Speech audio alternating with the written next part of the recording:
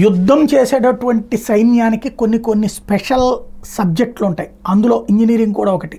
ఎక్కడన్నా ప్రమాదం వచ్చినప్పుడు లేదా అత్యవసరమైనప్పుడు అప్పటికప్పుడు బ్రిడ్జిలు కట్టగలరు. అదే ఇప్పుడు వాళ్ళకున్న ఆ స్పెషల్ టాలెంట్ భారతదేశానికి ఉపయోగపడింది. 72 గంటల్లోనే 70 అడుగులు బ్రిడ్జిని నిర్మించారు. ఇది ఎక్కడ అంటే వరదలకి దెబ్బతిన్న రవాణా వ్యవస్థ పునరుద్ధరణ కోసం డిక్సు సంక్లాంగ్ అనేటువంటి మార్గంలో, డిక్సు సంక్లాంగ్ అనే మార్గంలో ఈ ఐరన్ బ్రిడ్జిని ఏర్పాటు చేశారు.